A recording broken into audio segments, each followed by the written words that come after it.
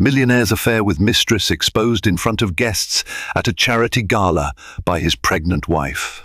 In a world where opulence meets clandestine desire, the line between fidelity and betrayal blurs in ways that no amount of wealth can conceal. Tonight we witness a lavish charity gala brimming with glittering gowns, clinking champagne flutes, and whispered rumors. But beneath the polished marble floors and shimmering chandeliers, secrets are poised to erupt into the open.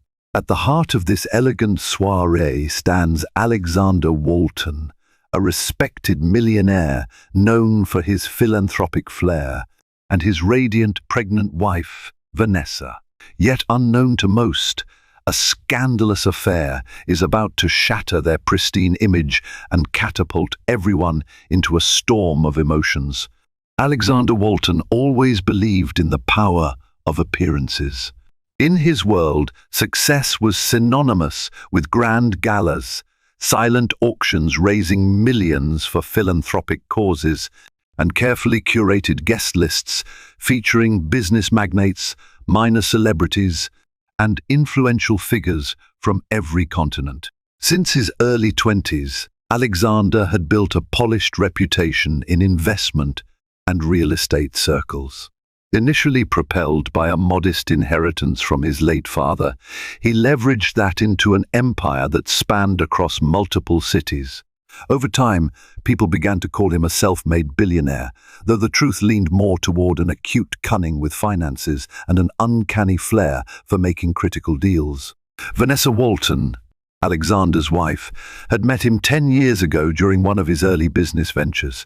She was just out of college with a degree in event management, bringing her talents to an exclusive corporate fundraiser in Manhattan.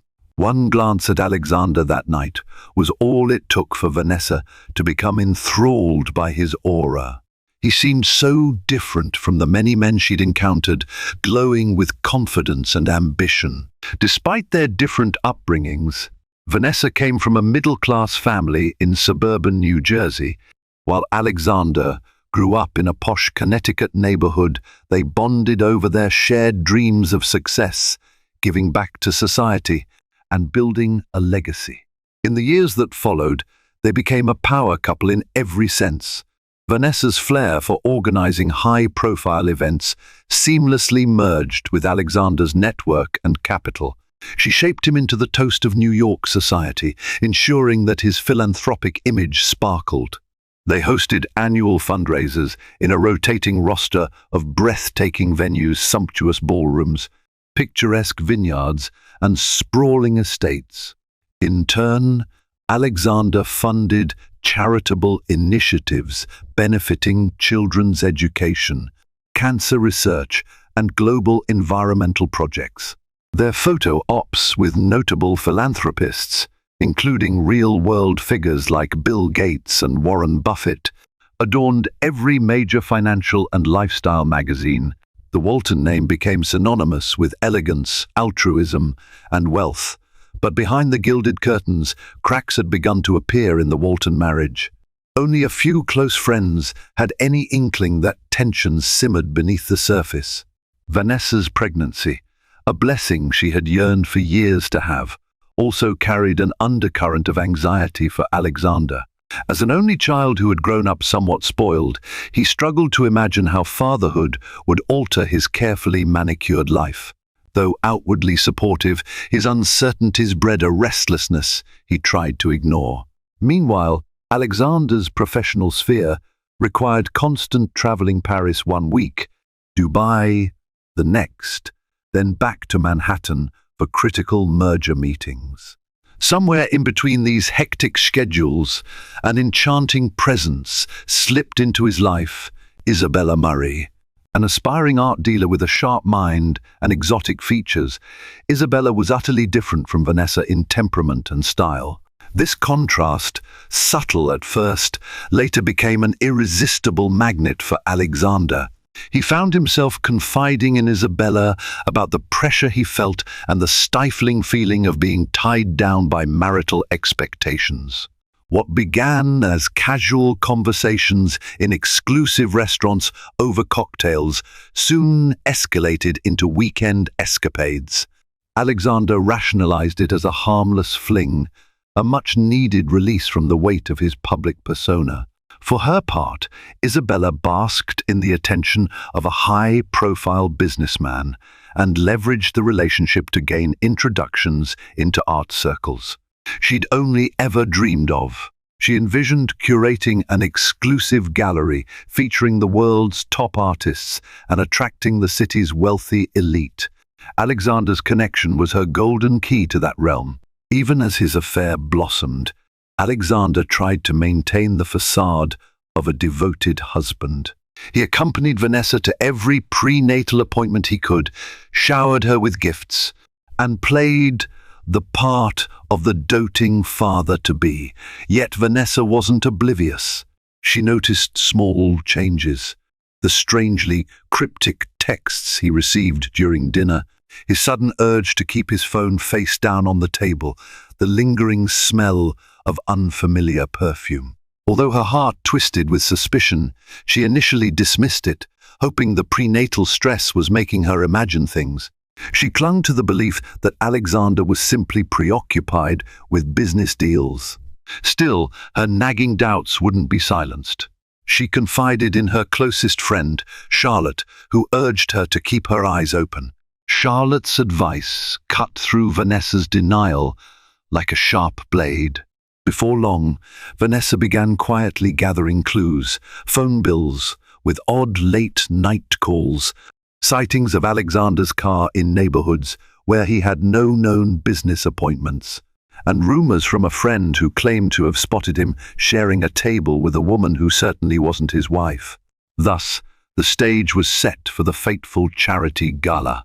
Vanessa decided it would be the moment for her carefully planned confrontation, a public expose that would either bring her closure or catapult her into fresh torment. She didn't know which outcome frightened her more. The annual Walton Foundation Charity Gala was an event that anyone with a whiff of prestige vied to attend. For this year's iteration, the venue was the regal Astoria Grand Hotel, famed for its bejeweled chandeliers, sweeping marble staircases, and vaulted ceilings painted with Renaissance-style frescoes. Weeks beforehand, invitations had gone out to heads of corporations, celebrities dabbling in philanthropy, socialites, artists, politicians, and even old money aristocrats from Europe. The Astoria Grand's main ballroom glittered with soft golden lighting. Tables, draped in snow-white cloths, circled a stage that bore a massive screen for presenting the evening's highlight, a new children's hospital wing funded by the Walton Foundation. Crisp tuxedos and designer gowns glided across the shiny floors, leaving a trail of whispered admiration and swirling intrigue. Journalists had been barred from entering the event hall, but official press photographers lined the perimeter, capturing the night's elegance from a distance. Alexander arrived early to ensure every detail aligned with his lofty standards. He quietly surveyed the blossoming ambience. Staff in black uniforms mingled efficiently, making final checks on the floral arrangements, flamboyant centerpieces, and exclusive seating placements for VIPs. This particular gala was particularly meaningful. It was dedicated to Vanessa, an homage to her devotion to maternal health charities and her own upcoming motherhood. On the surface, it appeared to be a heartfelt tribute to his pregnant wife, but Alexander's heart pounded with conflicting tension. Isabella was somewhere in the hotel. She had texted him discreetly, mentioning she was lost in the corridors, looking for a private room to finalize her outfit. His chest constricted at the memory of their last conversation. She had insisted on attending, feeling slighted that Vanessa seemed to garner all the attention. Alexander had tried to placate her, claiming that she must be discreet if she appeared at all. Vanessa, clad in a satin gown that artfully skimmed over her baby bump, glowed in the soft lighting. Her hair was styled in a delicate updo, and a subtle pearl necklace was her only jewelry.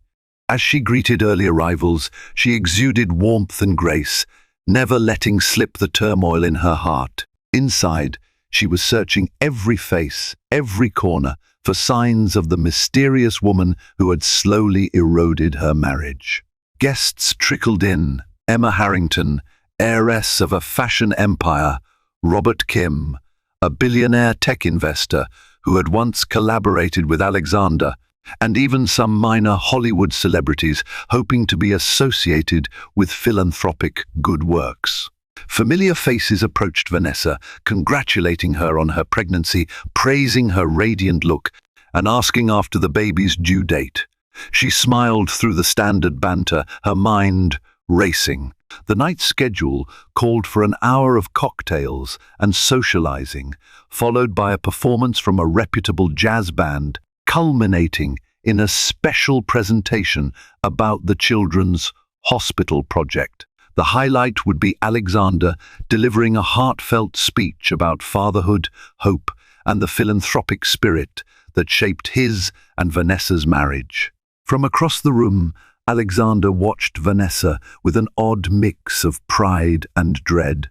He couldn't deny that she looked breathtaking. Her unflappable composure only compounded his guilt, but he quickly brushed the feeling aside. He was, in fact, more concerned about Isabella's presence. If she caused any scene, it could tarnish his entire reputation. He recalled her last text message: "You can't keep me hidden anymore. I want to be acknowledged." Tucking his phone into his pocket, he scouted the crowd, hoping to catch a glimpse of her before anything escalated. Soon, the luxurious notes of a grand piano signaled the official start of the evening's programming.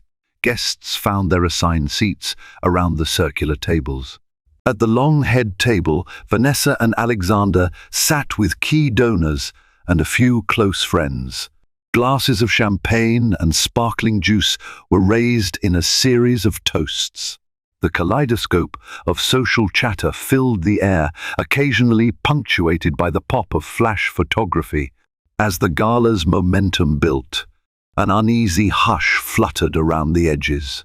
Vanessa sensed it first, feeling a collective intake of breath among guests near the back. People seemed to be whispering, eyes darting toward an elegantly attired woman at one of the corners of the room. When Vanessa looked carefully, she noticed the woman wore a figure-hugging crimson gown that showcased her figure with an air of brazen confidence.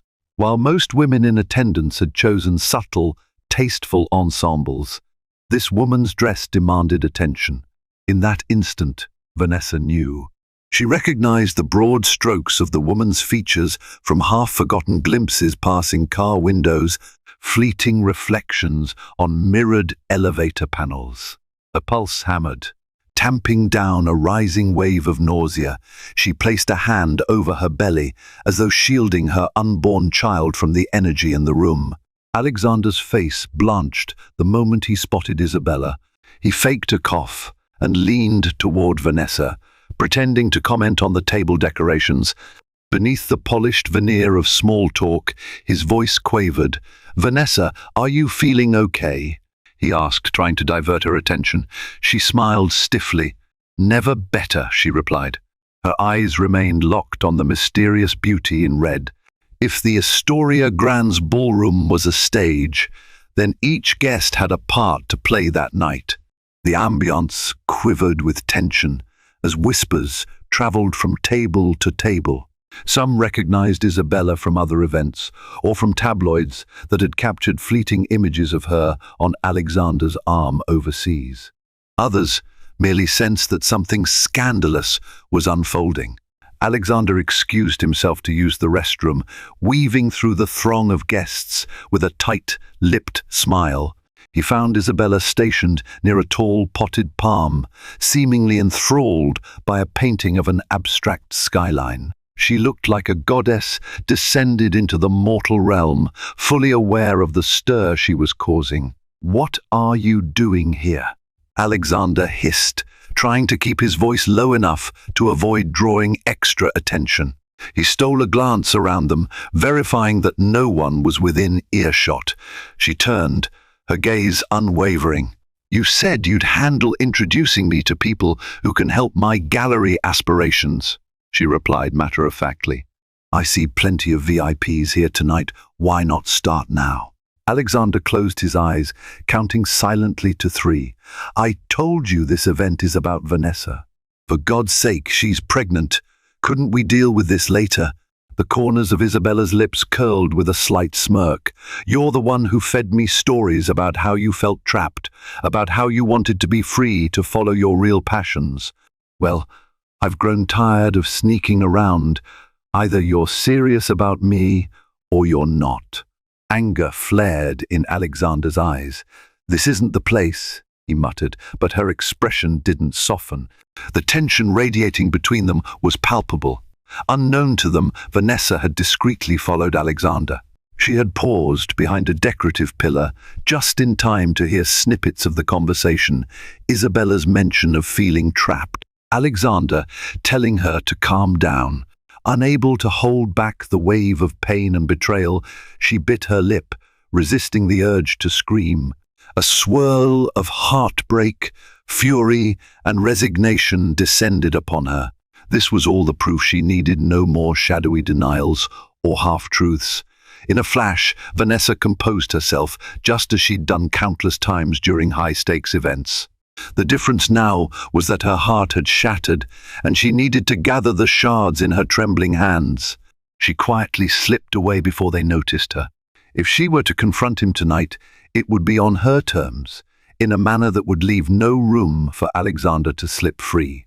Fighting back tears, she rejoined her seat, graciously smiling at the guests who inquired about her well-being. Inside, her thoughts spun at breakneck speed. This was her gala. The entire evening dedicated to maternal health was partly a tribute to her pregnancy. If Alexander had chosen to humiliate her by bringing his mistress, so be it. But she would not let the night pass without having her say. During the next segment of the event, a jazz quartet played an upbeat tune to lighten the mood. Waiters circulated with silver trays, offering canapes and champagne.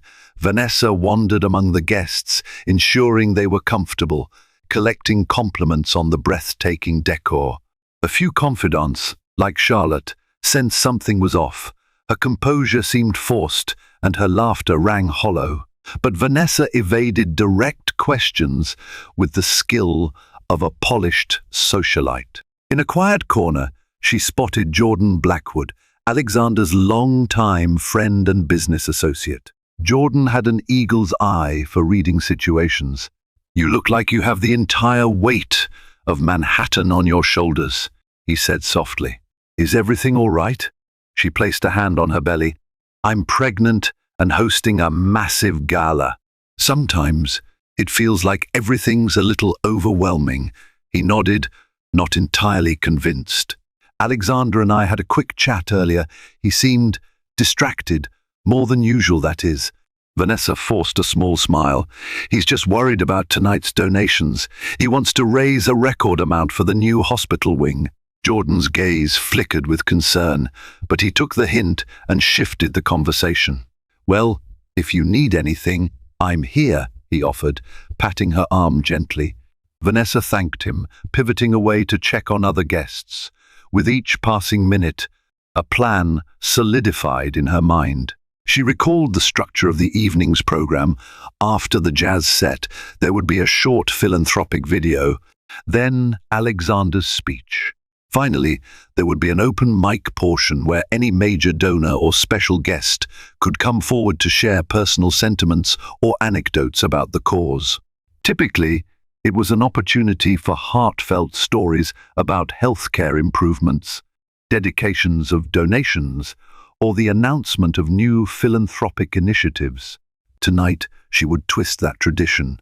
Meanwhile, Isabella, emboldened by her own audacity, was making small talk with unsuspecting guests. She introduced herself as an emerging art consultant, dropping Alexander's name lightly whenever it might open another door. Some guests offered polite curiosity, while a few recognized her from gossip columns. Though whispers began floating in pockets of the ballroom, the overall focus remained on the charitable cause, at least for now.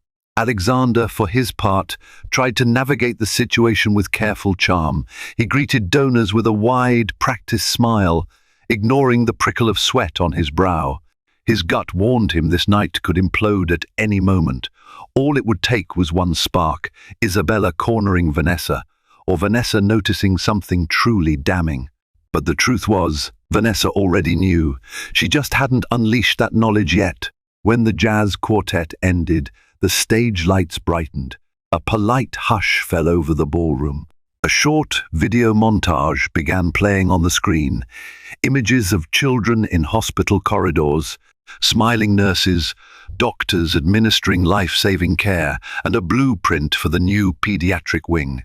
Soft, inspirational music tugged at the audience's emotions. By the time the video concluded, there wasn't a dry eye in the house. The MC, a polished gentleman from a top PR firm, took the microphone. "Ladies and gentlemen," he began in a reverent tone, "we gather tonight not just to enjoy an evening of refined entertainment, but to unite in the spirit of compassion. The Walton Foundation has made extraordinary strides in supporting healthcare initiatives, and tonight we celebrate the expansion of pediatric care that will bring hope to countless families." He continued, "Now, I have the pleasure of inviting our gracious host to say a few words. Let's welcome Alexander Walton to the stage." A swelling of applause greeted Alexander, who stepped up with confident strides, wearing a black tuxedo that complemented his tall, imposing figure. He adjusted the microphone, glancing momentarily at Vanessa. She offered him a tight smile, which he took for encouragement. "Good evening, everyone," he began, scanning the audience. His voice was calm, each syllable carefully measured. "First, allow me to thank every single person here for your generosity and your presence. Nights like this remind us of the power of collective goodwill. Tonight, we have the chance to shape the future, especially for children in need of medical care and emotional support." He continued, recounting personal anecdotes from his own childhood, how his mother had once fallen ill, and how vital specialized care had been to her recovery. He spoke of the intangible rewards of philanthropy, referencing global partnerships with the Bill and Melinda Gates Foundation to demonstrate the scope of what collaboration could achieve.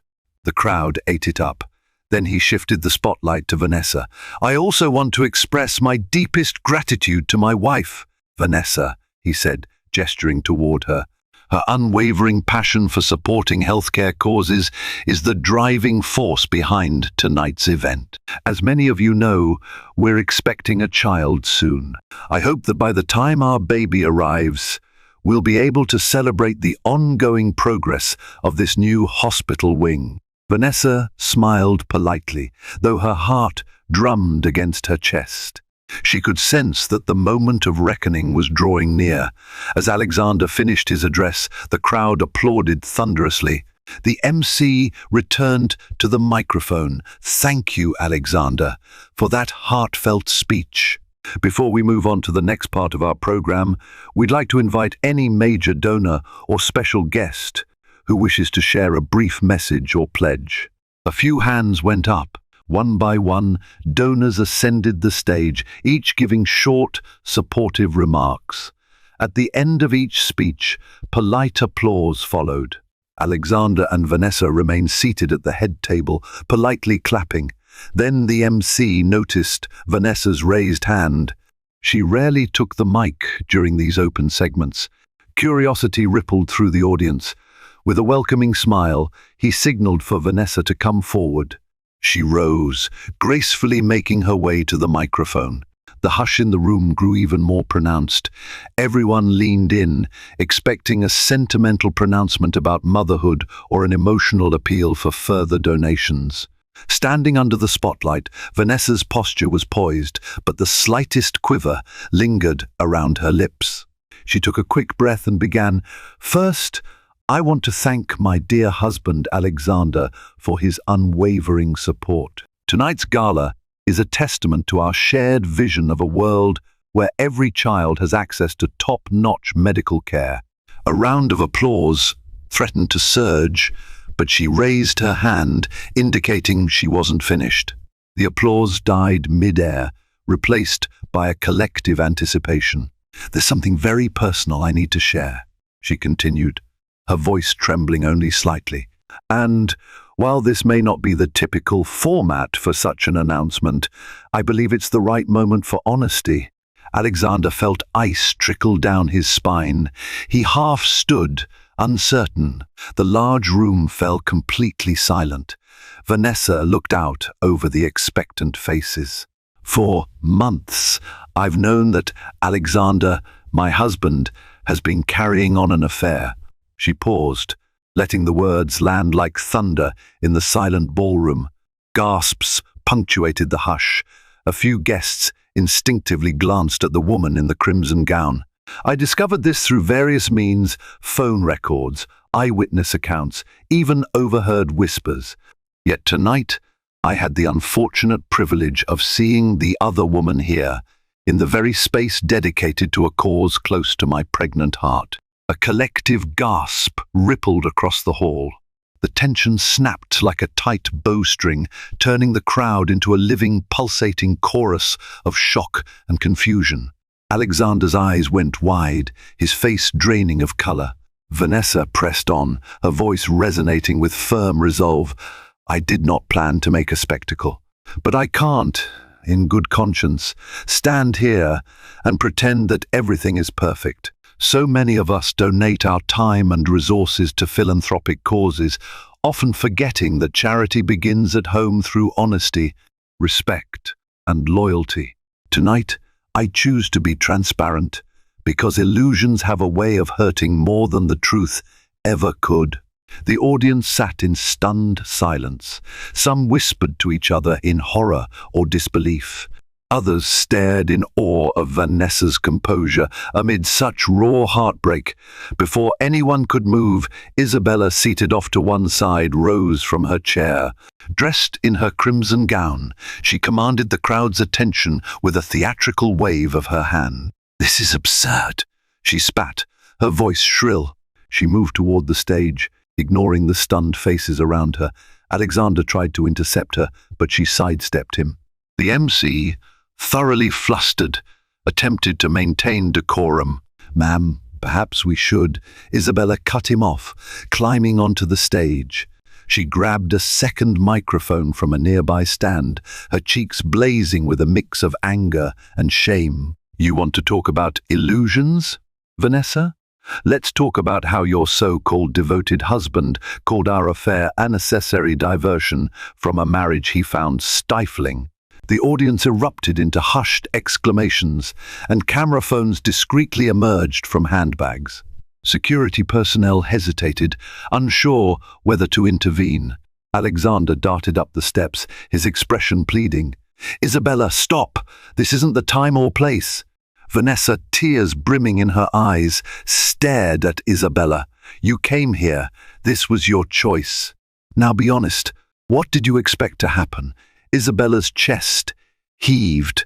"I expected Alexander to finally stand up for what he claims he wants."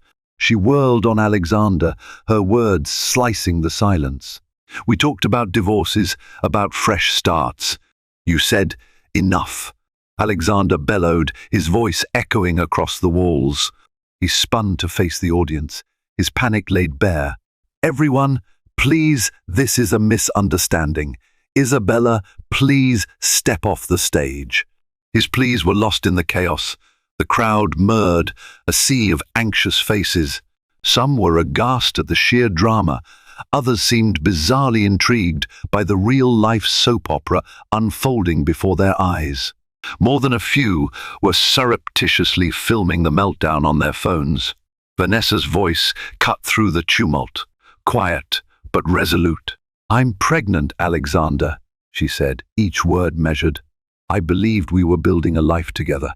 Tonight, the first see just how much deception you've woven behind the scenes. Did you ever consider what this would do to me? To our child?" Alexander, pinned between the fury of his mistress and the heartbreak of his wife, looked like a trapped animal. "I never wanted this to happen in such a public way," he managed, glancing between the two women. "Vanessa, I care for you and the baby." "Isabella, this was never supposed to." Isabella let out a bitter laugh. "Wasn't it? You paraded me in front of business partners, telling me you'd leave her once the timing was right. I gave up my own prospects to attach myself to your lofty promises." Vanessa, trembling with anger, closed her eyes as tears spilled down her cheeks. The crowd, initially stunned into silence, now buzzed like a disturbed hornet's nest. Some guests rose to leave, scandalized by the spectacle. Others lingered, riveted. The event staff hovered at the fringes, uncertain whether to clear the room or let the drama play out. Finally, after what felt like an eternity, Jordan Blackwood stepped forward. He gently placed a hand on Vanessa's shoulder. "We should take this discussion to a private area," he said firmly. Vanessa shook her head. "No," she replied, her voice resolute. "I said what I came to say. Alexander, if you have any shred of respect left for me, you'll make a statement right now to everyone about the truth of this affair. No more lies." All eyes fell on Alexander, whose once confident demeanor had disintegrated into a sweaty, panicked shell. With visible effort, he cleared his throat. I made a mistake," he began. "A terrible mistake. I take full responsibility." He glanced at Isabella, who glared back, fists clenched. "But please, believe me, my wife, Vanessa, has always been the person I truly care about." I'm sorry this happened." A sorrowful hush blanketed the room. Vanessa let out a shaky breath, as though releasing a burden she had carried too long. Without another word, she turned and descended from the stage, ignoring Alexander's outstretched hand. The guests parted like the Red Sea as she walked, her head held high, tears glistening on her cheeks. Charlotte rushed after her, calling her name. Isabella remained on stage, glaring daggers at Alexander. "You coward!" she hissed, thrusting the microphone at him before storming off in the opposite direction. After the shock on stage, hotel staff quickly closed the gala, ushering guests toward the exits under the guise of concern for everyone's comfort. Most of the audience left in a whirlwind of tense murmurs and covert stares. A handful of close friends lingered, wanting to check on Vanessa. Alexander, distraught, tried to find her, but she had locked herself in a private lounge with Charlotte. Inside that lounge, an ornate room with velvet drapes and antique furniture, Vanessa slumped into a chair, burying her face in her hands. She didn't sob uncontrollably. Instead, she let out breathy, ragged sighs that spoke of profound fatigue. Charlotte, kneeling beside her, rubbed her shoulders. "You were brave, Vanessa," she whispered. "You did what you had to do." Vanessa looked up, her eyes red. "I didn't want to humiliate him. I just couldn't bear the lies anymore. I felt like my heart was going to explode." Charlotte nodded sympathetically. "He earned that humiliation, and from the looks of it, he's going to have a lot of explaining to do for months, maybe years to come." At that moment, there was a soft knock. Without waiting for an answer, the door opened to reveal Alexander, face pale, tie loosened, eyes brimming with regret. Charlotte stood, glaring at him. "You'd better choose your words carefully," she warned. Alexander nodded, stepping inside. "Vanessa, can we talk?" he asked, voice cracking. She regarded him with a mixture of sorrow and anger. "You have 5 minutes," she said. "That's all I can handle right now." He nodded, swallowing hard. "I'm sorry," he began, genuine tears springing to his eyes. "I know it's not enough, but I need you to know I never planned to hurt you." Charlotte rolled her eyes. "Typical," he continued. "I never wanted to ruin what we have. I was just lost. Stressed, maybe. I don't know. But Isabella was never important enough to jeopardize our family." A brittle laugh escaped Vanessa. Not important enough? She just marched into our event, demanded you acknowledge her, and you called your relationship a necessary diversion. That certainly sounds like it had some importance to you. Alexander's cheeks reddened. It was wrong. I was weak. I'm not blaming you, but you have to understand that I felt suffocated by the image. We had to maintain always the perfect couple, the perfect philanthropic duo. And then with the baby coming, I just spiraled. Vanessa held up a hand. So your solution was to cheat on me? Her voice trembled with fresh outrage. To turn to someone else rather than talk to me. Do you realize how alone I've felt in this pregnancy? Worrying about everything, my health, the baby's future, our marriage while you were out indulging in whatever fantasies Isabella provided. He hung his head. I know, and I'll regret this for the rest of my life. Charlotte pursed her lips. You're only sorry because you got caught.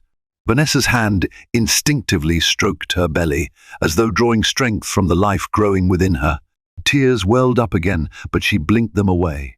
You know, she said quietly, my whole life has been about planning perfect events, controlling every detail, and yet I let my own marriage slip out of my control. I don't even know if I want to salvage this. Alexander dropped to his knees in front of her chair, head bowed. Give me a chance to make this right, he pleaded. I love you. I love our unborn child. I'm willing to do whatever it takes, therapy, separation from Isabella, you name it. I just can't bear to lose you. Vanessa's eyes glistened, but her expression remained unreadable. Charlotte maintained a watchful stance nearby. Several seconds of tense silence passed. Finally, Vanessa inhaled deeply. I need space, she said at last. I can't decide our future when my emotions are like this. You'll have to leave me alone for a while, Alexander. He nodded, tears streaking his cheeks. I understand. Charlotte opened the door, gesturing for Alexander to go. He rose slowly, as though the weight of the world pressed him down. Before he stepped out, he cast one final, forlorn glance at Vanessa, who closed her eyes and wouldn't meet his gaze. Within hours of the gala's abrupt end, social media and private gossip circles were ablaze with snippets of video. Although official press photographers hadn't captured the entire meltdown, several guests had filmed it on their phones. The footage showed Vanessa calmly outing Alexander's affair, followed by Isabella's stage invasion. Even before the next morning dawned, tabloids ran headlines like Millionaire's Mistress crash, Walton Gala turns to scandal, or philanthropic power, couple implodes under infidelity claims. The Walton Foundation's public relations team scrambled for damage control. Jordan Blackwood and other close associates tried to spin the narrative that Alexander had experienced a moment of personal crisis and was deeply remorseful, that the couple requested privacy. Meanwhile, Alexander retreated to a luxury hotel, giving Vanessa the space she needed. He wrestled with embarrassment and sorrow, reliving the fiasco in his mind. Every ding of his phone brought messages from business partners, worried family members, or friends offering unsolicited advice. Some wanted to stand by him, others distanced themselves, afraid the scandal might tarnish their own reputations. Vanessa, sheltering at home, found herself in an emotional whirlwind. She swayed between heartbreak and rage, between recalling the love that had once united her with Alexander and the betrayal she felt now. She confided in Charlotte, who suggested seeing a therapist. Vanessa agreed, if only to salvage her own well-being amidst the emotional onslaught. As the days turned into a week, the headlines began to lose a bit of steam, replaced by other celebrity scandals and major world events. But for Vanessa, the turmoil was far from over. Every time she walked into the nursery, she'd started preparing walls painted in soft lavender, plush toys lined on a shelf. She was reminded of how precarious her future had become. Calls came in from philanthropic partners, uncertain about proceeding with joint ventures. Alexander pleaded with her via text messages and voicemails, vowing that if she let him come home, he would spend the rest of his life restoring her trust. Even Isabella attempted to contact her once, leaving a cryptic voicemail that said, "You may have humiliated me in public, but you should know the full story about your husband before forgiving him." Vanessa promptly deleted the message, unwilling to open that wound anew. In private, Vanessa combed through her memories and letters, trying to piece together the trajectory of her marriage. She looked at photographs from her wedding day, her face glowing with innocent optimism, Alexander staring at her with apparent devotion. Where had it all gone wrong? Vanessa, hesitant but determined to find clarity, agreed to attend. The sessions took place in a cozy, softly lit office where plush armchairs faced each other beside a low coffee table. Vanessa, in a simple maternity dress, kept her distance on a separate chair. Dr. Price invited Vanessa to share how she felt. She spoke about the betrayal, the public humiliation, and the mixture of anger and grief she experienced. Alexander listened in pained silence. Occasionally he reached out a hand as though to comfort her, but she recoiled. Then Dr. Price turned to Alexander. "Can you tell Vanessa, in your own words, why this affair happened?" Alexander let out a breath that quivered. "I lost sight of what mattered. I was consumed by the need to maintain this perfect image, our perfect marriage, the unstoppable philanthropic couple." Vanessa's lips trembled, but she held back tears. "Did you ever consider how I felt?" she asked. "I was home, worried about each prenatal checkup, building a nursery, trying to keep our public image spotless too, in case you needed me for your business alliances. And you made me feel replaceable." Alexander confessed that he'd grown addicted to external validation, ignoring the emotional toll it took on Vanessa. The more they talked, the more complex their shared tapestry became. Outside therapy, Alexander cut all ties with Isabella. He apologized to philanthropic partners, reaffirmed his commitment to the Children's Hospital project, and rebranded the foundation under joint leadership with Vanessa. He spent time alone, introspecting, meeting with mentors who reminded him that trust was fragile and once broken, nearly impossible to fully repair. Vanessa, on her own path, continued therapy sessions aimed at individual healing. She recognized that her identity had largely merged with Alexander's. Whether she stayed or left the marriage, she needed to rediscover the woman she was: independent, strong, capable of making decisions that honored her and her unborn child's well-being. By the 7th therapy session, a gradual but noticeable shift had occurred. Vanessa no longer looked at Alexander with the same raw anguish. A cautious sense of empathy had taken root. Price asked, "What do you see as the next step for your relationship?" Vanessa twisted the silver ring on her finger. "I need to see real change. Not just words, not just therapy sessions. Genuine transformation. Trust can't be conjured out of thin air, especially after what happened." Alexander nodded, face set in determination. "I understand. And I want to show you that I've learned from this, that I can be better for you, for our child." Dr. Price gave them a homework assignment to write down their individual needs for the relationship and compare them in the next session. When they returned, Vanessa's list included emotional security, transparency, shared responsibility for their child, and room for her to pursue her own passions beyond event planning. Alexander's list centered on open communication, acceptance of his flaws, and a commitment to rebuilding intimacy step by step. They both realized the scale of the undertaking. This was not a matter of flipping a switch to return to how things were before. Rather, it was about forging something new from the wreckage. Vanessa, in a moment of candor, admitted, "I'm not sure if I can fully forgive you, but I'm willing to try." For now, Alexander's eyes welled with gratitude. "Thank you," he whispered, voice thick with emotion. "I'll do everything in my power to deserve it." A month after the Gala scandal, Vanessa agreed to let Alexander move back into their penthouse, albeit under strict conditions. They converted a spare bedroom into a temporary space for him, ensuring boundaries remained. The tension was palpable in the early days, as if they were cautious roommates rather than husband and wife. Still, progress was evident in small gestures. Alexander prepared breakfast for her, carefully cooking her favorite omelette to provide the protein and nutrients she needed for the pregnancy. Vanessa allowed him to accompany her to a prenatal appointment, where he listened intently to the baby's heartbeat and blinked back tears of wonder. They opened lines of communication that had once been stifled by social obligations and personal pride. Vanessa talked about her fears of betrayal, of single motherhood if things fell apart again, of the media's relentless scrutiny.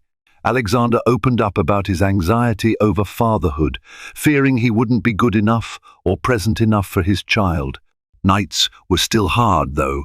Vanessa would awaken in the small hours, haunted by images of Isabella draped on Alexander's arm. Some nights, she wept quietly, not wanting to wake him. Other nights, Alexander stayed up, remembering the moment Vanessa announced his infidelity to the world.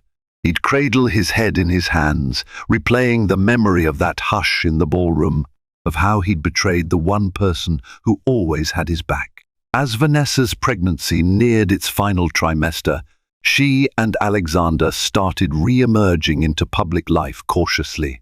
The charity sphere buzzed with rumors about whether the Waltons would continue their philanthropic endeavors as a united front.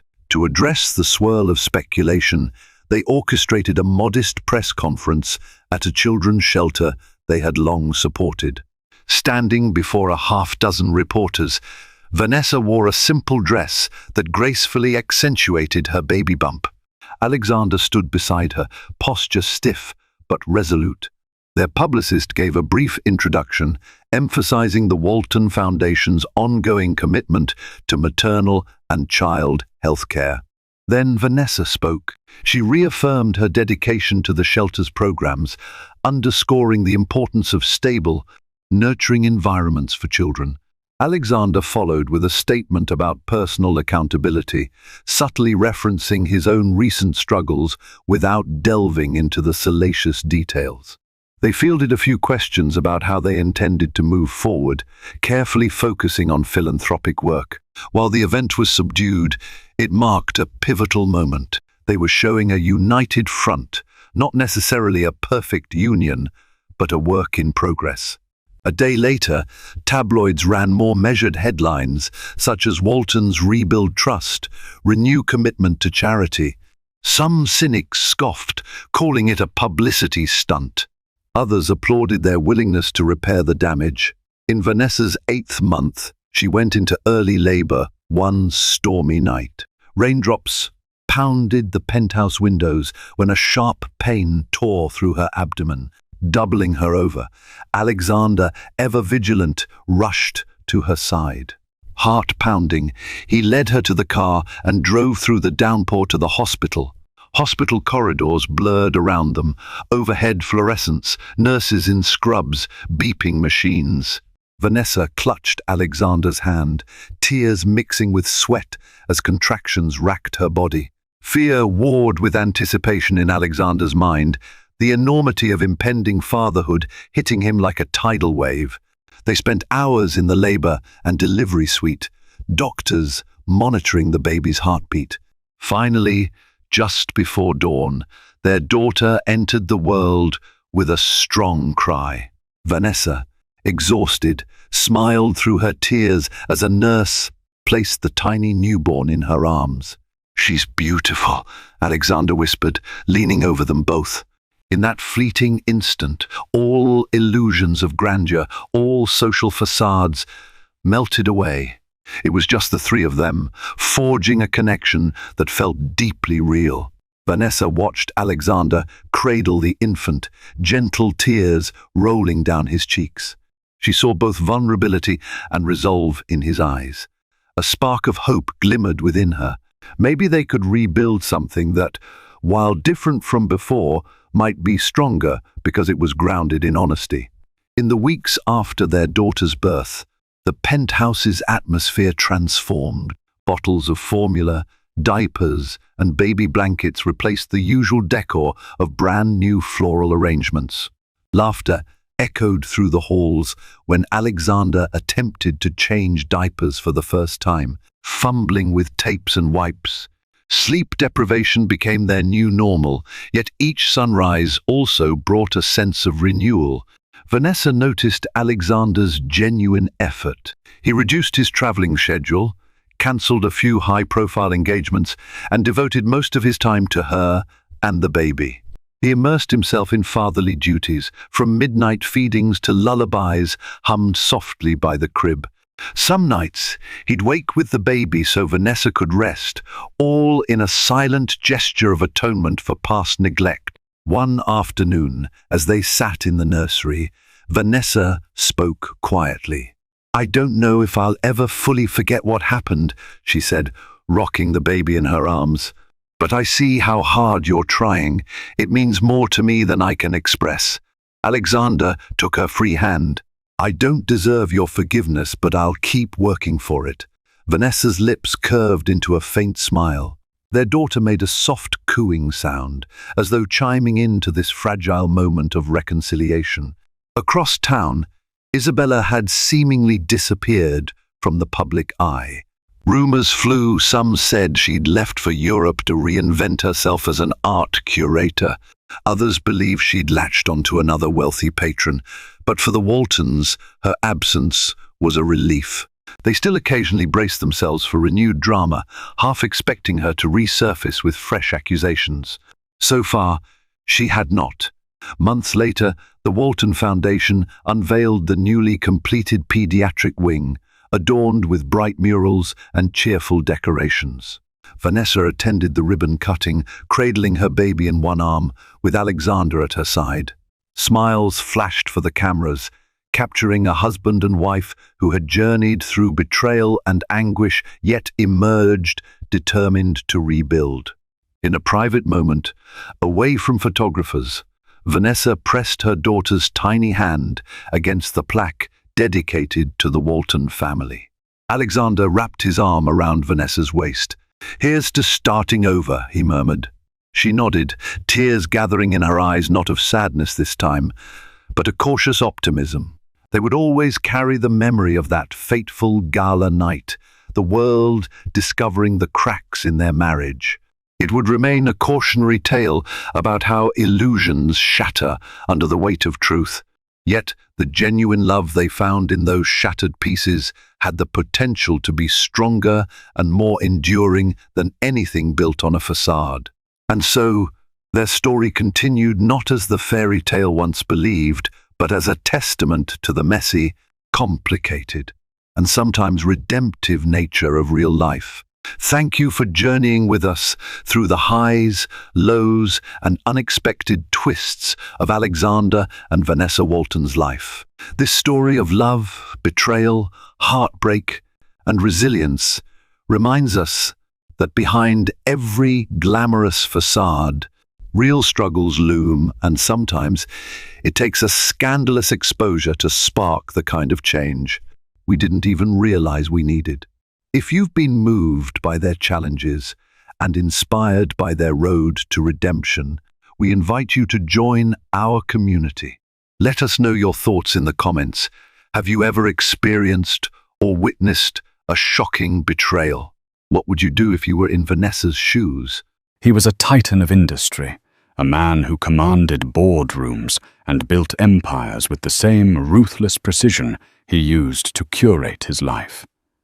She was his wife, the beautiful gentlewoman who believed his love was her greatest treasure. But when she offered him the one thing money couldn't buy, a child and heir, his response wasn't joy, but a chilling, quiet command. Get rid of it. He gave her a choice: the baby or their life of unimaginable luxury. He never imagined she would choose a third option: disappear. Now, 5 years later, a mysterious new CEO, has taken the helm of his biggest rival, a woman with a brilliant, merciless strategy and a name no one recognizes. But he recognizes her eyes, the same eyes that once looked at him with adoration, now burn with the cold fire of revenge. He is about to learn that the woman he tried to break has returned to break him. The world knew Adrian Blackwood as the undisputed king of the concrete jungle. His empire. Blackwood Holdings was a behemoth, its tendrils wrapped around every facet of modern life, from the skyscrapers that clawed at the clouds to the technology that hummed in the pockets of millions. He was a man sculpted from ambition and forged in the crucible of ruthless competition. His face, a mask of cold, chiseled perfection, graced the covers of financial magazines. His name whispered in equal parts reverence and fear. He was not just a millionaire. He was a creator of millionaires, a destroyer of rivals, a modern-day Midas whose touch turned everything to gold or to dust. His wife Isabella was the one soft brushstroke in his otherwise starkly defined world. She was the envy of many, the beautiful, serene woman who had captured the heart of the uncapturable Adrian Blackwood. To the outside world, she was the epitome of grace and fortune, draped in couture and dripping with diamonds, the perfect accessory to a man of his stature. They had met at a charity gala, a whirlwind romance that had culminated in a wedding so lavish it was dubbed the social event of the decade.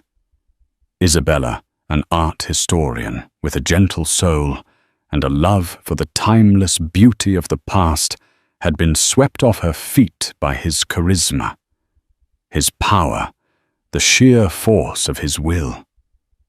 She saw a flicker of vulnerability beneath the steel, a man who needed the warmth she so freely offered.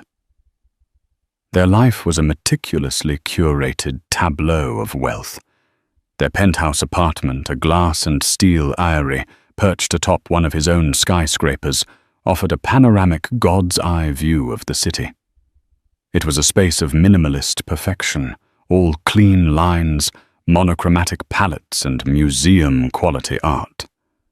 Yet for all its breathtaking beauty, it was a home that held its breath. The silence was often broken only by the distant hum of the city below, or the soft, almost apologetic chime of a grandfather clock in the cavernous hallway. It was a beautiful cage, and Isabella, though she loved Adrian fiercely, was beginning to feel the press of its golden bars. Adrian's love was a possessive, controlling thing. He adored her, of that she was certain, but he adored her in the same way he adored his collection of rare sports cars, or his priceless Damien Hirst sculpture.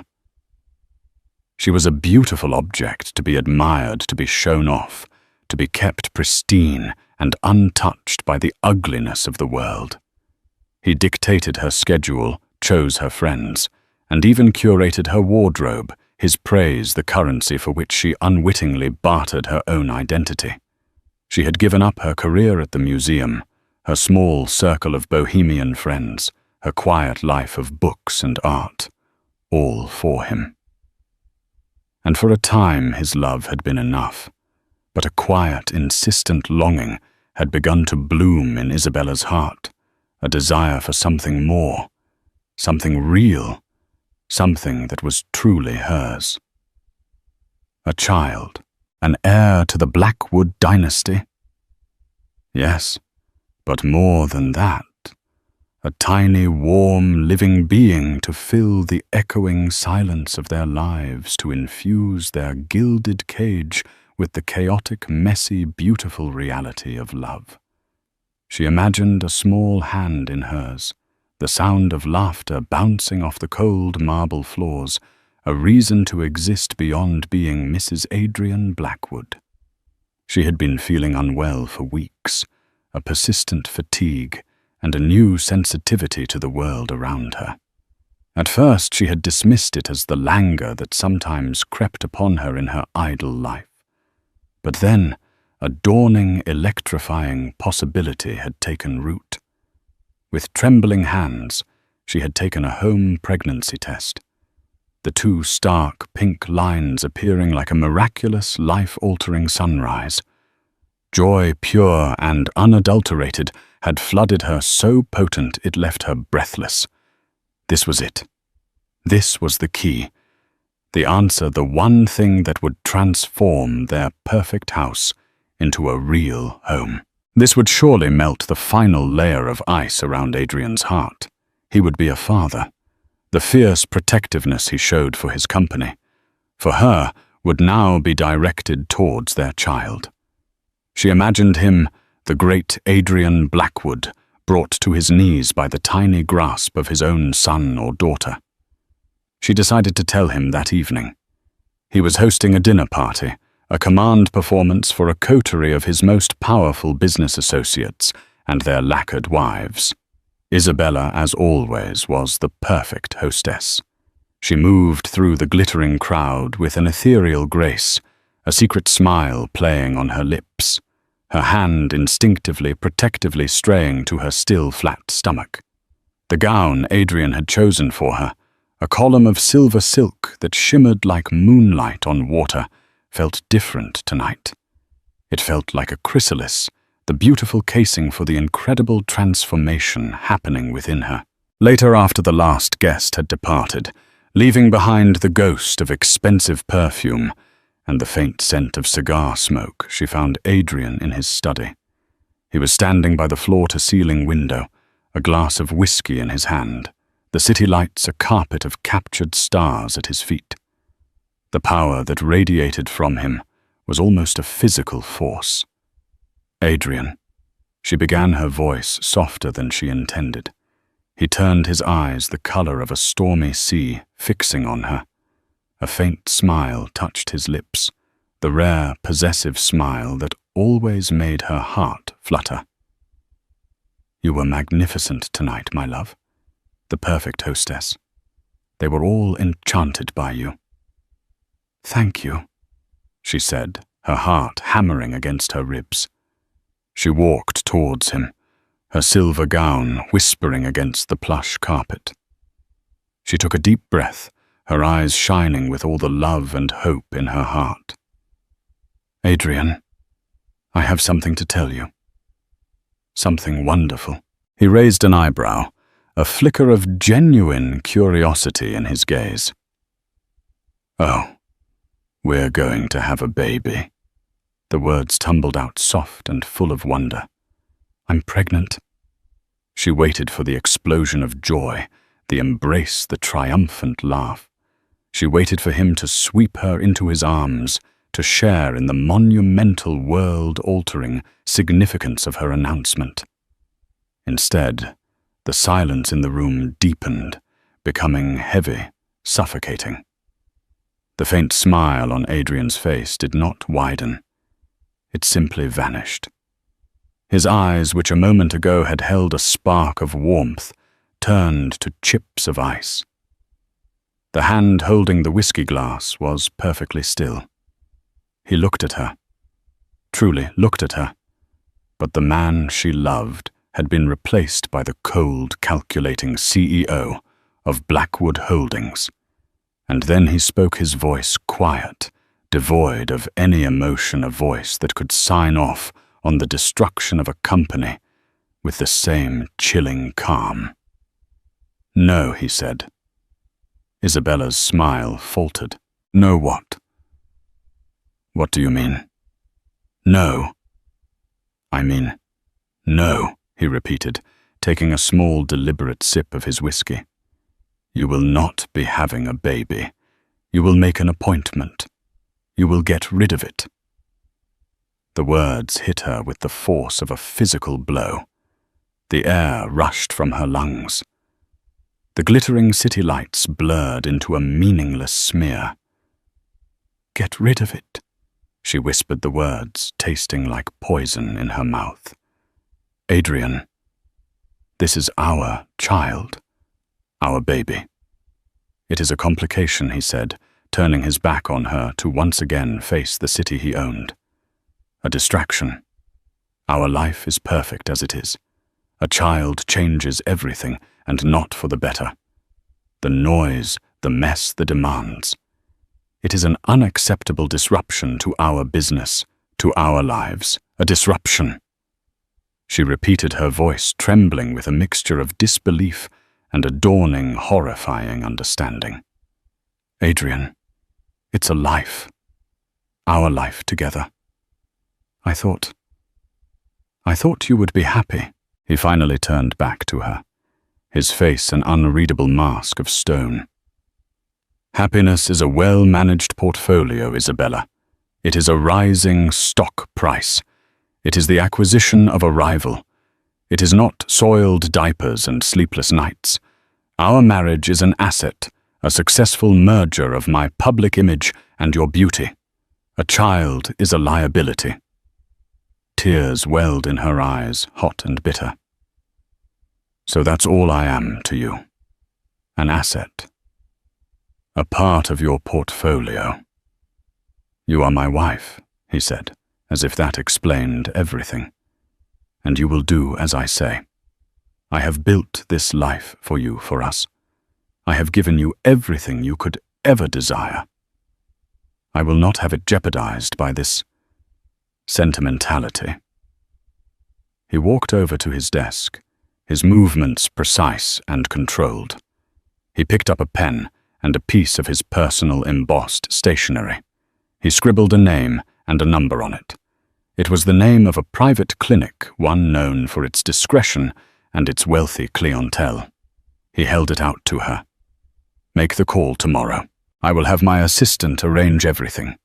We will go away for a week to the Maldives, perhaps. When we return, this will all be forgotten. A minor inconvenience successfully dealt with. Isabella stared at the piece of paper, at the elegant, sloping script of her husband's handwriting. It was a death warrant for her child, for her hopes for the love she had believed was real. In that one devastating moment, the beautiful gilded cage Adrian had built for her revealed itself for what it truly was, a prison.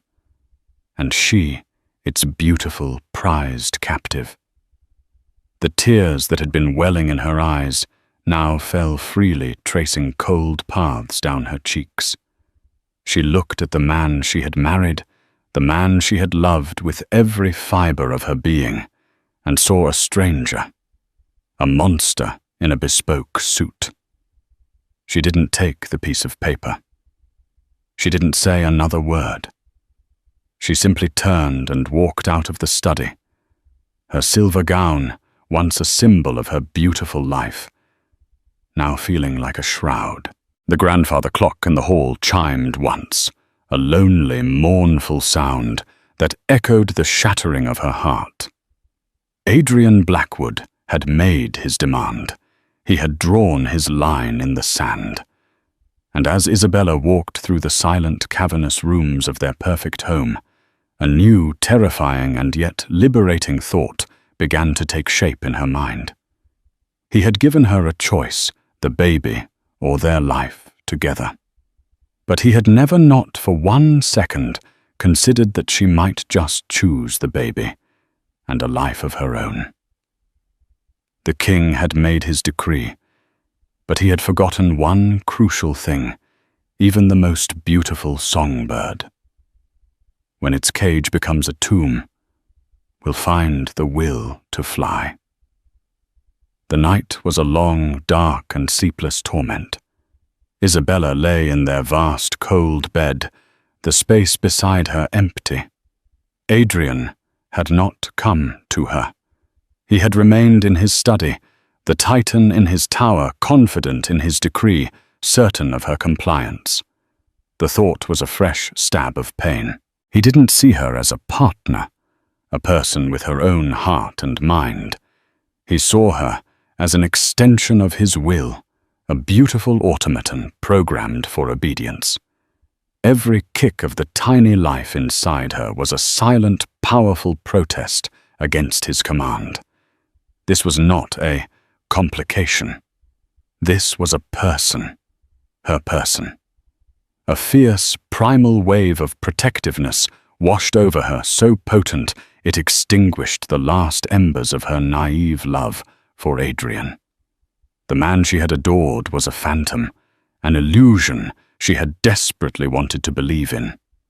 The real Adrian Blackwood was the one who had looked at her with eyes as cold as a winter sea and ordered the termination of their child as if it were a failing business venture. As dawn broke, painting the sky in bruised shades of purple and grey, Isabella made her decision. It was a choice born of terror and a strength she never knew she possessed. She could not stay. She could not sacrifice her child for a life that had been revealed as a hollow, gilded sham. She would disappear. Her movements were quiet, furtive, like a thief in her own home. She bypassed her vast walk-in closet, a treasure trove of designer clothes and jewels that Adrian had curated for her. They were not hers. They were part of the costume for the role of Mrs. Blackwood. Instead, she found a small, forgotten suitcase in a storage room, a relic from her life before Adrian. Into it, she packed the few things that felt truly her own.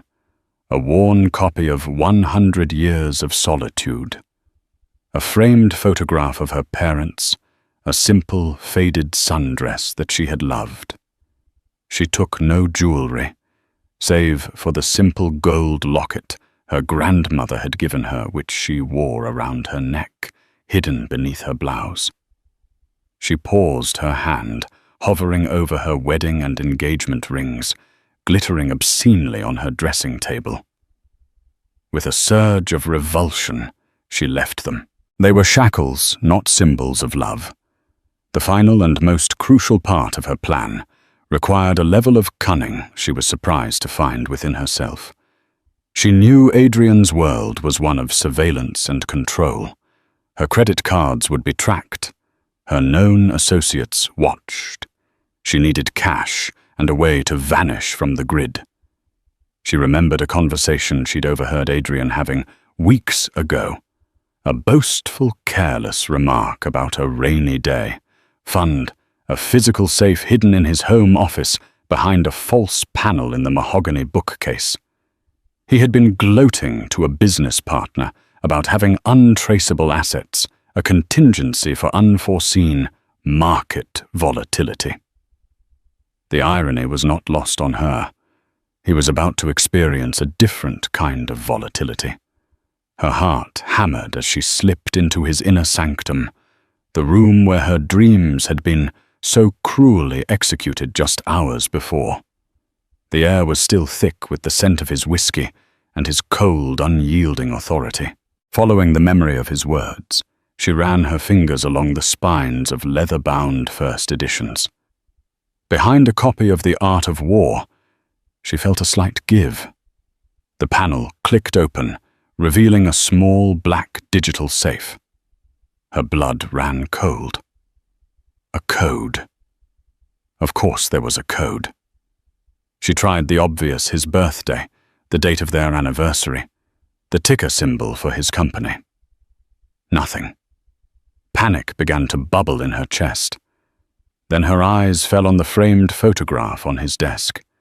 It was the only personal item in the entire room, a picture of him, with his late father, a man who had started the Blackwood Empire, from nothing, a man Adrian both revered and desperately sought to surpass.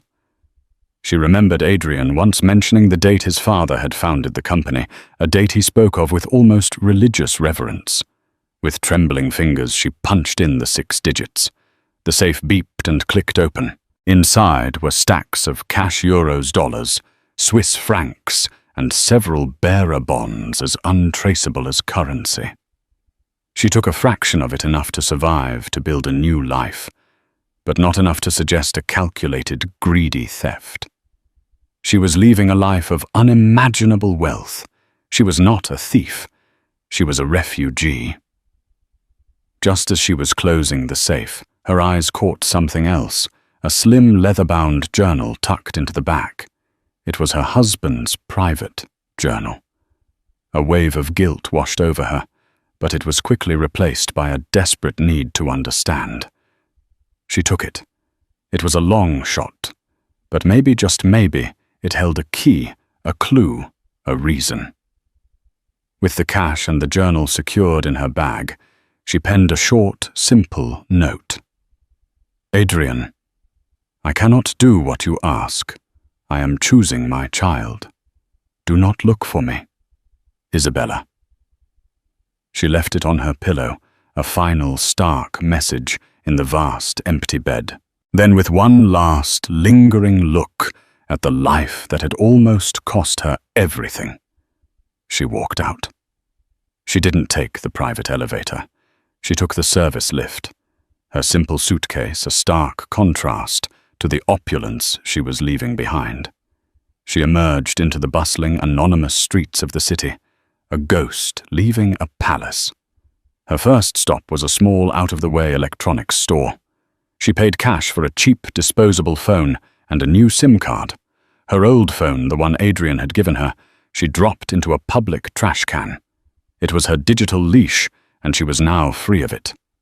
Next, she went to Grand Central Station, the great, teeming heart of the city. She bought a one-way ticket on a train heading west, a destination chosen at random. As the train pulled out of the station, leaving the city skyline and the Blackwood Tower behind, Isabella finally allowed herself to breathe. The tears came then not of sorrow, but of a terrifying, exhilarating freedom. She was alone, pregnant, and running into an unknown future. But she was alive, and so was her child. In the days that followed, Isabella became a phantom. She moved from town to town, always paying in cash, never staying in one place for more than a night or two. She cut her long, dark hair short, dyed it a mousy brown, and bought plain, unassuming clothes from thrift stores. The beautiful and elegant Isabella Blackwood was gone, erased. In her place was a quiet, determined woman who was fighting for her life. During the long, lonely nights in cheap motel rooms, she read Adrian's journal. What she found chilled her to the bone. It was not a diary of emotions, but a cold, calculating ledger of his life. He wrote of business deals, of corporate espionage, of the strategic takedown of his rivals. He wrote of her, Isabella, not with love, but with a chilling detachment.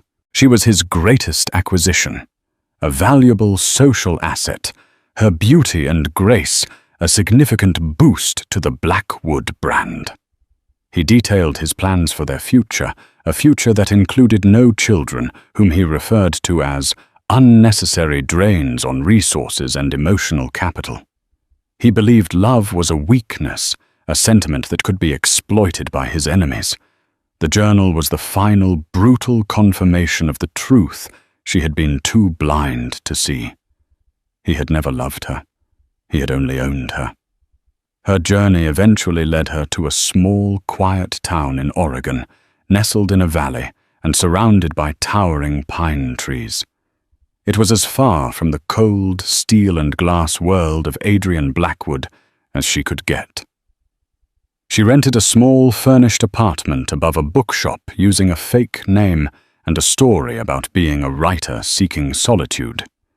The town, with its close-knit community and its gentle pace of life, began to heal her. She found a part-time job working in the bookshop, the scent of old paper and ink, a soothing balm to her fractured soul. As her pregnancy advanced, she found an unexpected network of support. The women in the town, the bookshop owner, the doctor at the local clinic, the other expectant mothers in her prenatal yoga class, they wrapped her in a cocoon of kindness and genuine care. For the first time in years, she felt seen not as an accessory or an asset, but as a person. One crisp autumn evening, as she sat by her window watching the leaves fall, she felt a strong, definite kick. She placed her hands on her belly and smiled a real, genuine smile. She had made it. She was safe. And she was not alone. She had her child, a tiny, resilient warrior who had fought alongside her from the very beginning. Meanwhile, back in the city that had been her prison, Adrian Blackwood was a man unmoored. Her disappearance had been a blow not to his heart, but to his pride, his control. He had been furious, his rage echoing through the silent penthouse. He had hired the best private investigators money could buy, commanded them to scour the earth for her. But Isabella had vanished without a trace. Her credit cards were untouched. Her friends knew nothing. Her digital footprint had simply ceased to exist. It was as if she had dissolved into thin air. For Adrian, it was the ultimate infuriating betrayal. Not of love, but of ownership. A prize asset had been stolen from him, and he could not get it back. His life, once so perfectly ordered, now had a glaring, untidy loose end. And as the weeks turned into months, the silence in the penthouse began to change. It was no longer the peaceful, controlled silence of his own making. It was a hollow, mocking silence, a constant reminder of the one thing he could not control, the one person who had dared to defy him. The king was still on his throne, but for the first time his castle felt empty, and he was alone. Utterly and absolutely alone. The birth of her son, Leo, was the moment Isabella was truly reborn. In the sterile, quiet room of the small town hospital, as she held her tiny, perfect child for the first time, the last vestiges of the timid, broken woman she had been were washed away. In their place rose a fierce, unyielding love, a purpose so profound it reshaped her very soul. Leo, with his tuft of dark hair and his impossibly small fingers wrapped around hers, was her world. He was the reason she had run, the reason she had survived, and now he was the reason she would fight. The first few years were a struggle. Money was tight, and the fear of being found was a constant low-level hum beneath the surface of her new life. But there was also a richness she had never known in her gilded cage. There was the joy of Leo's first smile, his first steps, the sound of his laughter filling their small apartment. There was the quiet satisfaction of earning her own money, however meager, at the bookstore. She was no longer defined by a man, but by her own resilience and her love for her son. She devoured books on business, finance, and technology, the subjects that had once been Adrian's exclusive domain. Her mind, once soft and pliable, sharpened. She discovered a surprising aptitude for strategy, for seeing patterns and opportunities where others saw only chaos. The bookstore owner, a kind, astute woman named Margaret, noticed her talent. She began giving Isabella more responsibilities, consulting her on inventory, on marketing, on the future of their small business in an increasingly digital world. It was Margaret who unwittingly set Isabella on her new path. "You have a mind for this, my dear," she said one afternoon, looking at the impressive sales figures Isabella's new online strategy had generated. "A real killer instinct. You remind me of a young woman I once knew who went on to build an empire." The words sparked something in Isabella. A killer instinct. She had one. It was the same instinct that had guided her out of Adrian's life, the same instinct that fueled her ferocious love for her son. But what if she could channel it into something more? What if she could build something of her own? Something to protect Leo, to give him the future he deserved.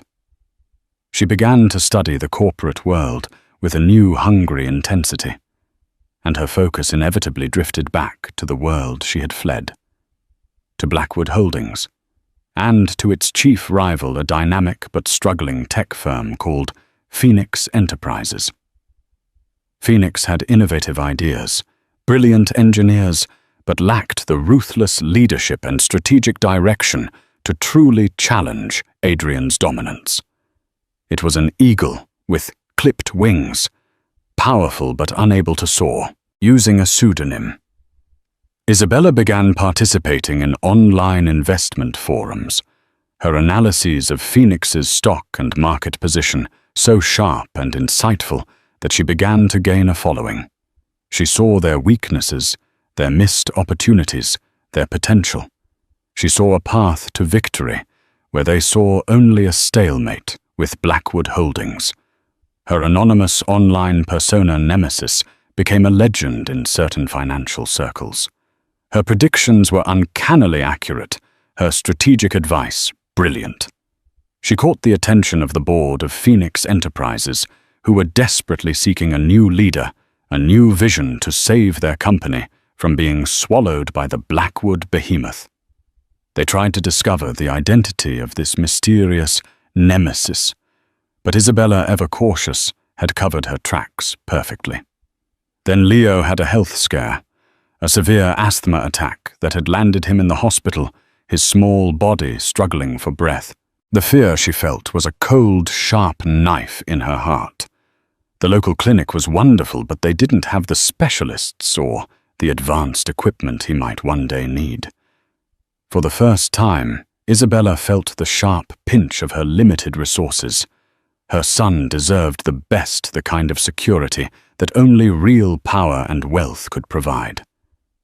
That night, she made a decision. It was time to stop hiding. It was time to fight. It was time to take what she wanted, what she had earned. She reached out through a carefully constructed series of encrypted emails to the chairman of the Phoenix Enterprises board. She laid out a daring multi-year strategy to not only save the company, but to challenge and ultimately surpass Blackwood Holdings. It was audacious, brilliant, and utterly ruthless. The board was stunned and intrigued. They agreed to a clandestine rendezvous in a neutral city. Isabella spent weeks preparing. She used the last of her emergency funds to buy a simple but elegant power suit. She had her hair professionally cut and styled the mousy brown, replaced by a chic, sophisticated dark auburn. She practiced her pitch, her voice, her posture, forging herself into the woman she needed to be. The woman who could walk into a room of powerful men and command their respect. The woman who could face Adrian Blackwood and not flinch. When she walked into the boardroom at the Four Seasons in Geneva, the board members saw a woman they did not recognize. She was no longer the soft, gentle Isabella. She was a vision of cool, confident power. She introduced herself not with her old name, but with a new one, a name of her own, making Anya Sharma. She delivered her presentation without a single note, her voice calm and steady, her arguments irrefutable. She dismantled their current business model and rebuilt it before their eyes, her vision so clear, so compelling that it left them breathless. She answered their questions with a precision and insight that belied her years. She spoke of market trends, of disruptive technologies, of corporate warfare. She spoke Adrian Blackwood's language, but with a creativity and daring he had never possessed. They were captivated. They were convinced. By the end of the meeting, they had offered her the position of CEO. Isabella, now Anya Sharma, accepted. Her salary was astronomical, her power immense. Her first act was to move her headquarters to bring the fight directly to her enemy's doorstep. Phoenix Enterprises would now be based in the same city as Blackwood Holdings. She bought a beautiful, secure home in a quiet, exclusive neighborhood, a home with a large green garden for Leo to play in. She hired the best tutors, the best doctors. She gave her son the world she had dreamed of for him, a world of safety and opportunity. And then she turned her attention to her enemy. For 5 years, Adrian Blackwood had continued his reign, his company growing, his power seemingly absolute. He had never remarried. No woman could ever live up to the perfect image he had constructed of Isabella in his mind, the beautiful, obedient wife. Her disappearance was a cold, hard knot of failure in the pit of his stomach, the one acquisition that had gotten away. He had, over the years, almost managed to forget her, to bury her memory under mountains of money and success. Then the news broke. Phoenix Enterprises, his perpetually weak and struggling rival, had appointed a new CEO, a complete unknown. Anya Sharma. The business world was buzzing. Who was this woman? Where had she come from? Adrian at first was dismissive. It was a desperate, foolish move by a dying company. But then Phoenix began to move. They poached 2 of his top executives. They launched a new product, so innovative and disruptive that it sent shockwaves through the market, directly challenging Blackwood's flagship technology. They outmaneuvered him on a crucial acquisition, a company he had been certain was his. Anya Sharma was not just a new CEO. She was a predator. She moved with a speed and a strategic brilliance that Adrian had never encountered before. She seemed to anticipate his every move, to know his playbook inside and out. It was uncanny. It was infuriating. He had to meet this woman. He had to see the face of his new and surprisingly formidable rival. He arranged a meeting, a courtesy call, between the 2 CEOs at a neutral location. Adrian walked into the private dining room of a Michelin-starred restaurant, his usual aura of supreme confidence firmly in place. He was ready to intimidate, to dominate, to put this upstart in her place. And then he saw her. She was standing by the window, her back to him, looking out at the city. She turned a cool, polite smile on her face. "Mr. Blackwood, thank you for meeting me." The world tilted on its axis. The blood drained from his face. It was her. It was Isabella. But it wasn't. The soft, gentle woman he had known was gone. In her place was a stranger, a woman with his wife's face, but with eyes that held the cold, hard glitter of a diamond. Eyes that looked at him not with love, not with fear, but with the cool, appraising gaze of an equal, of an enemy. "Isabella," he whispered the name, a ghost on his lips. Her smile did not waver. "I'm afraid you've mistaken me for someone else," she said, her voice as smooth and cold as polished steel. "My name is Anya Sharma. It's a pleasure to finally meet you." He stared at her, his mind reeling, the pieces of the puzzle crashing together with devastating force. The uncanny knowledge of his strategies, the ruthless, brilliant attacks on his company, the 5 years of silence. It was all her. The woman he had tried to break, the woman he had discarded, had disappeared, and she had returned as the CEO of his rival, a queen, forged in the fires of his own cruelty, ready to burn his kingdom to the ground. The dinner was a masterclass in psychological warfare, and Anya was its undisputed grand master. For Adrian, it was like dining with a ghost, a beautiful, terrifying ghost who wore his wife's face and wielded a power that directly threatened his own. He was thrown completely off balance, his usual arsenal of intimidation and charm rendered useless. Every question he asked, every attempt to break through her facade, was met with the same cool, polite, and impenetrable wall. "You have my wife's face," he said, his voice tight, dispensing with the pleasantries. Anya took a delicate sip of her wine, her eyes meeting his over the rim of the glass. "A fortunate coincidence for you then, Mr. Blackwood. It must be comforting to see a familiar face in a new rival. But I assure you, I am my own woman. My history is in finance, not in a museum." The barb was subtle, but it landed with surgical precision. He tried to probe to find a crack in her armor. "Where did you study? Who did you work for before Phoenix?" "My resume is a matter of public record. Should you care to look?"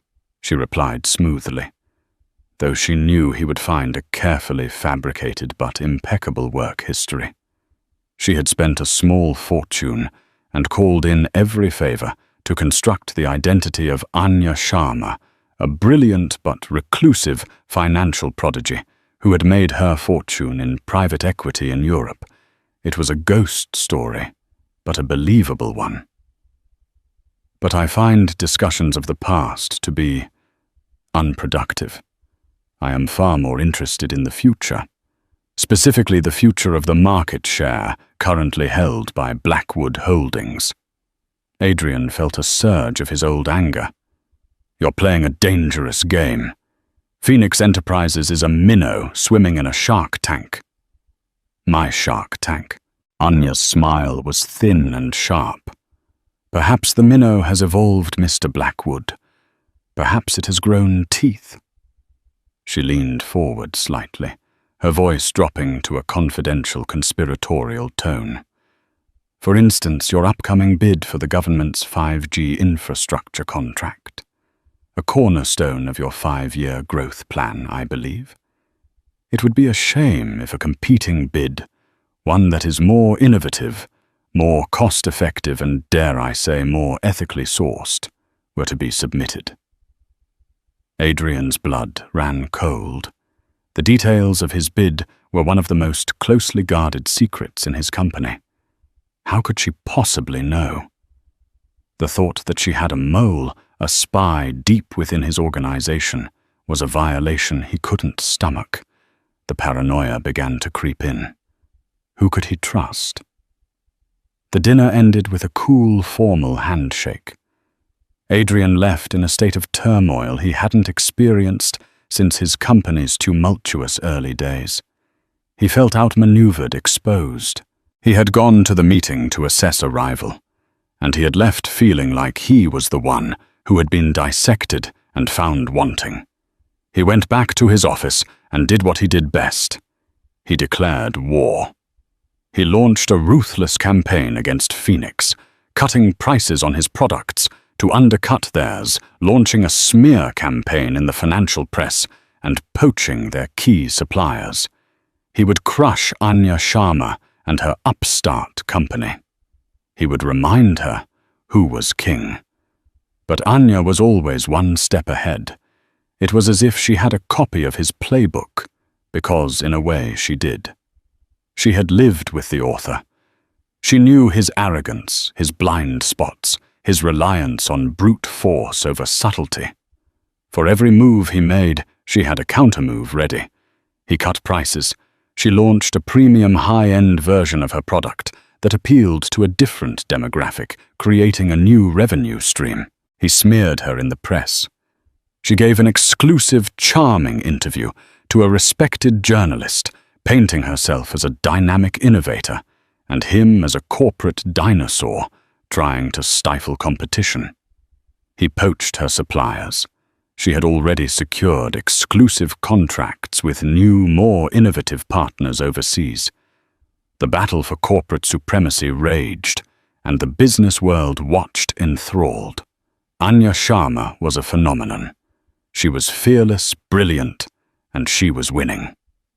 Phoenix's stock soared while Blackwood Holdings began to show its first signs of vulnerability in over a decade. Adrian became obsessed. He had his security team run every possible background check on Anya Sharma, but they came up with nothing. Her fabricated past was a fortress. He had his investigators try to trace Isabella's path, but the trail was 5 years cold. He was fighting a ghost and a genius, and they were one and the same person. The pressure began to take its toll. Adrian. The man who prided himself on his icy control became volatile, his temper flaring in board meetings, his decisions becoming more reactive and less strategic. The silence of his penthouse apartment no longer felt like a symbol of his power. It felt like a cavernous, empty tomb. He found himself staring at the space on the dressing table where Isabella's rings used to lie. He had ordered her to abort their child, had called it a liability. Now his entire empire was threatened by the woman he had so casually cast aside. The irony was a bitter, indigestible pill. Meanwhile, Anya's life was a carefully balanced symphony of power and sorrow. Her days were spent in the war room, masterminding Phoenix's rise. But her evenings belonged to Leo. She would leave the cutthroat world of business at the door of her beautiful warm home and become just Mum.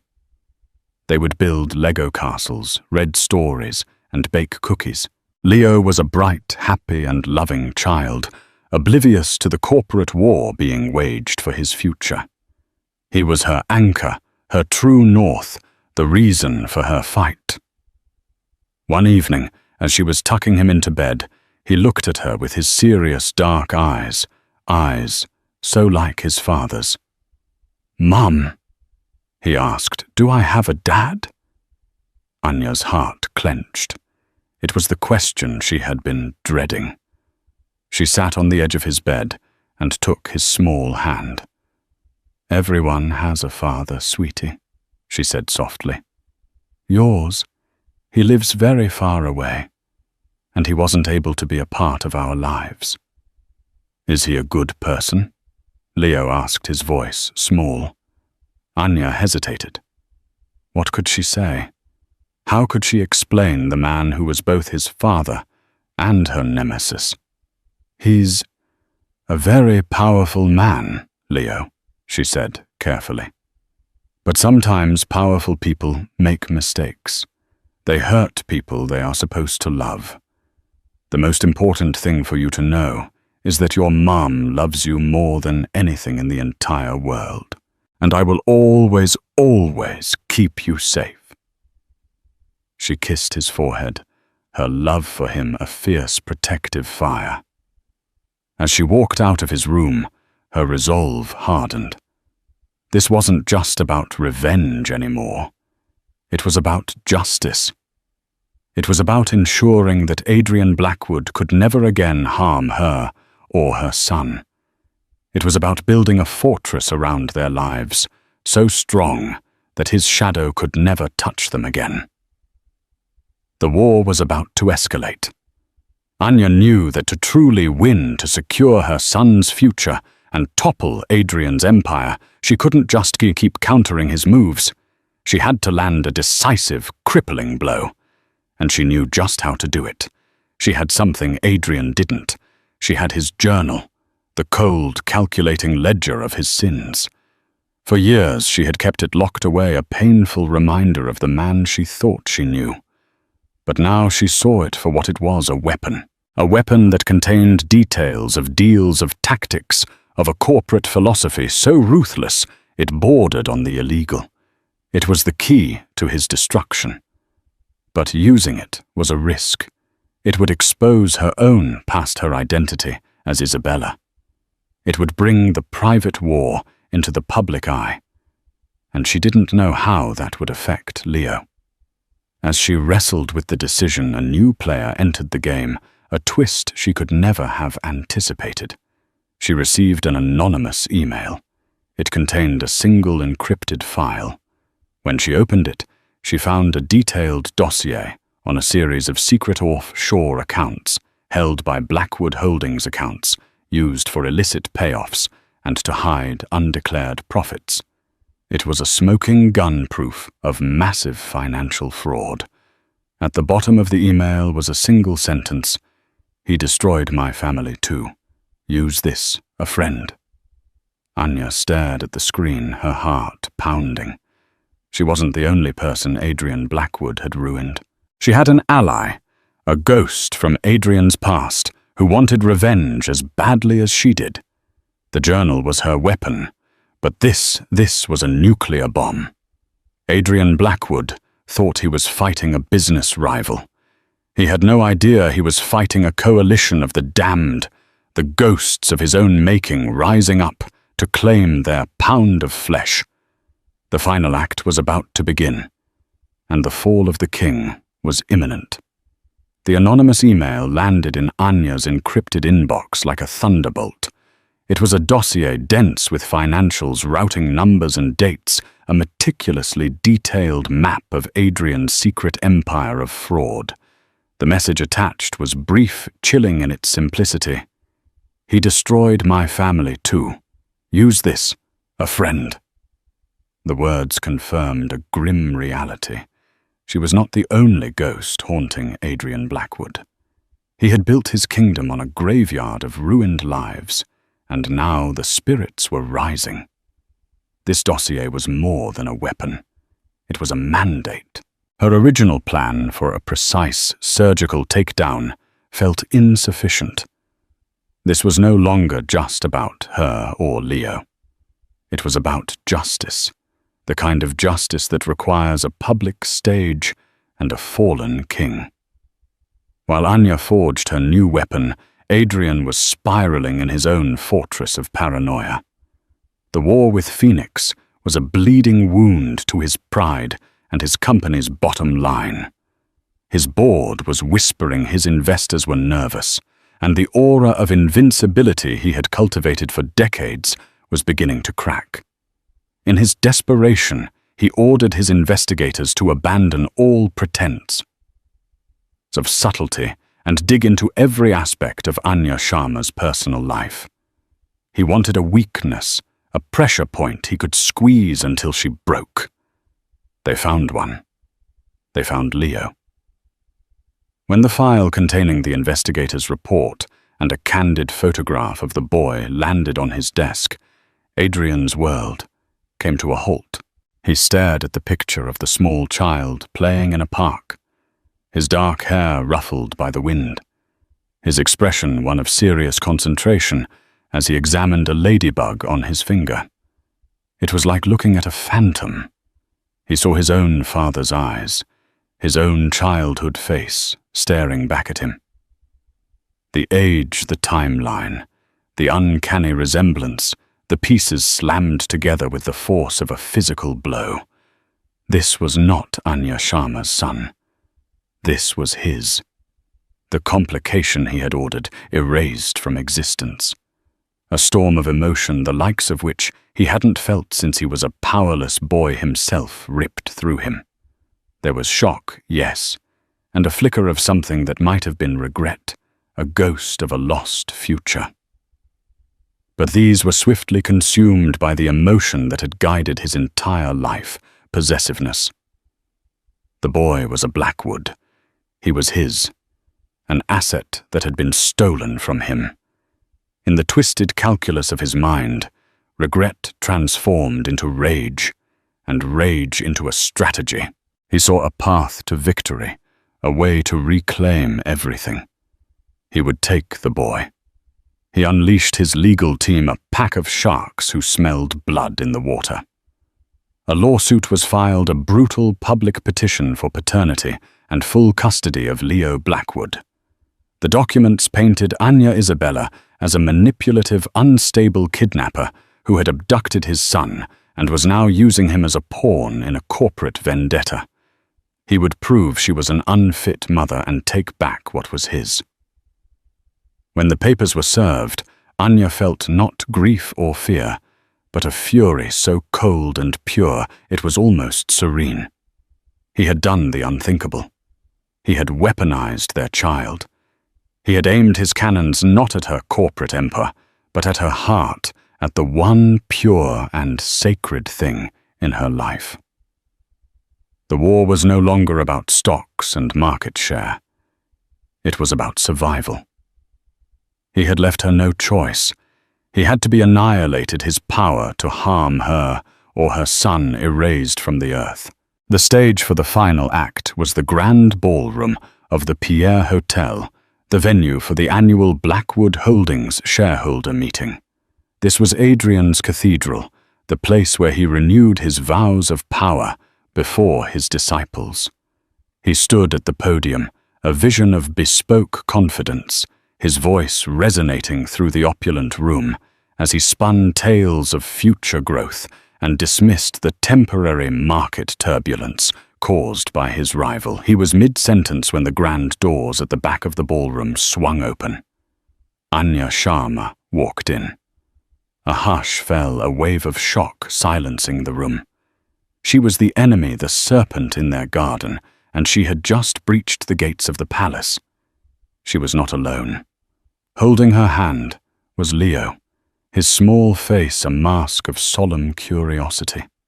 Behind them walked Margaret, the kindly bookstore owner, who had been her first ally, her presence a symbol of the life Anya had built from the ashes. Adrian froze, his face paling. "Security," he snarled, his voice cracking. "Remove her." "I don't think you want to do that, Adrian," Anya said. Her voice, calm and steady, was picked up by the microphone she carried, and it echoed through the silent room. She began to walk slowly towards the stage, a queen advancing across a chessboard. "I believe I have a right to be here. You see, I recently became the majority shareholder in the holding company that owns the largest institutional block of your stock. Enough, I believe, to call for a vote of no confidence in the current CEO." Gasps and frantic whispers erupted. The press corps surged forward like a wave. She stopped at the foot of the stage, her eyes locking onto Adrian's. "Most of you know me as Anya Sharma.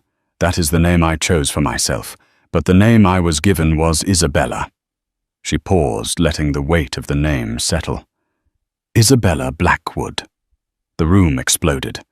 "I am his wife," she continued, her voice cutting through the pandemonium. She gestured toward the entrance where Leo stood, his hand now clutching Margaret's tightly. "And that is his son. The son he ordered me to abort 5 years ago because he was a liability to his perfectly curated life." She held up a slim, leather-bound journal. "I have here Adrian's private thoughts, a record of his business dealings, his contempt for the law, his belief that blackmail and intimidation are just tools of the trade. It makes for fascinating reading." Then she delivered the killing blow. "But I also have something more concrete. I have irrefutable proof, which my legal team is distributing now, of a massive multi-year tax fraud and money laundering scheme funneled through a web of offshore accounts." Her eyes bored into Adrian's. "Proof that was given to me by another one of your victims, Adrian. It seems your past has finally caught up with you." Chaos reigned. Board members, their faces ashen, stared at the damning files in their hands. Adrian stood as if turned to stone, his empire, his life, his very identity disintegrating before his eyes. He was no longer a king, just a criminal exposed on a stage. Anya raised her voice one last time, a clear, final judgment. "Your CEO is a liability this company can no longer afford. The board has a choice. Remove him now, or Phoenix Enterprises will initiate a hostile takeover at market open tomorrow. And I will personally ensure that every single one of you who stands by him shares his fate." It was checkmate. The board, motivated by the one creed Adrian had ever taught them, ruthless self-interest, did not hesitate. The vote was swift, brutal, and unanimous. He was out.